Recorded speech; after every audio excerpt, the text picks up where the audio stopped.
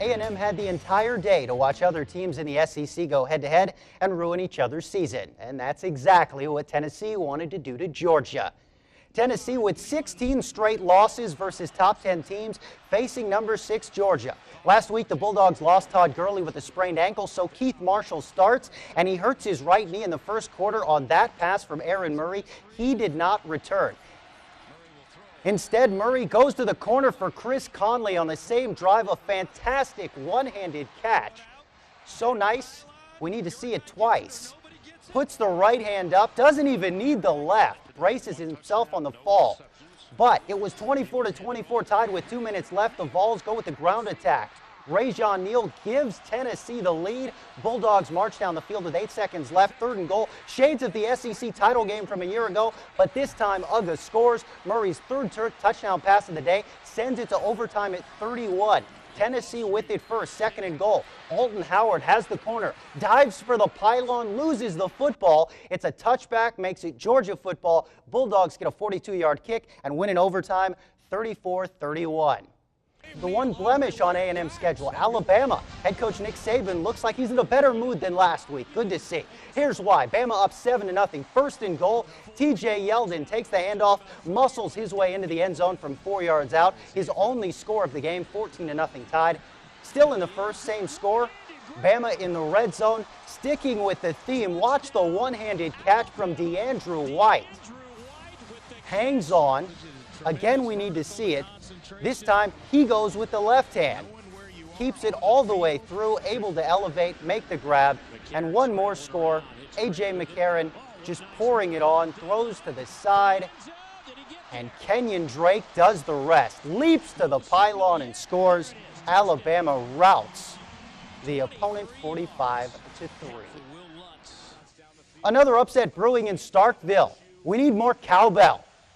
Tigers down by 1. Jeremy Hill picks up 69 of his team-high 157 rushing yards, gashes the Bulldogs' defense for the score, and LSU goes in front just like that. This was a back-and-forth game, though. LSU had all it wanted. White and yellow leading Mississippi State 14-9 in the second.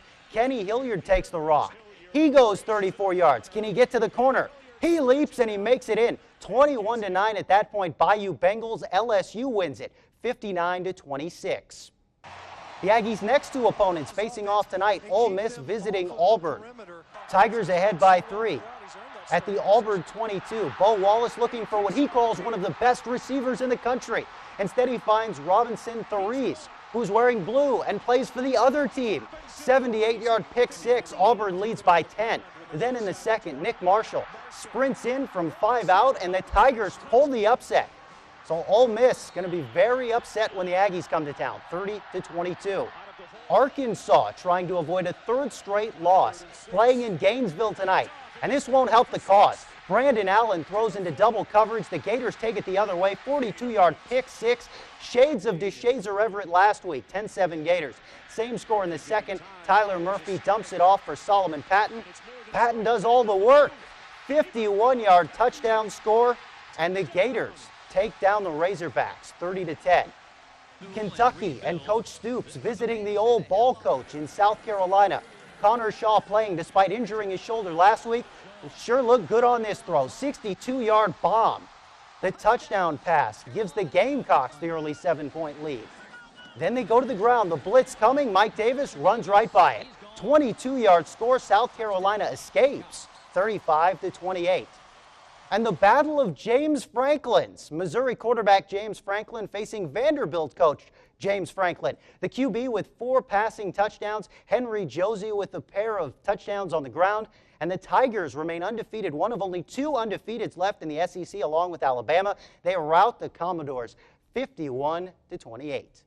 Football, not the only sport in action. Volleyball and soccer excelling in conference play here in Aggieland. While the Aggie men's basketball team prepares for its 2nd year of SEC play when Aggie Sports Overtime comes back.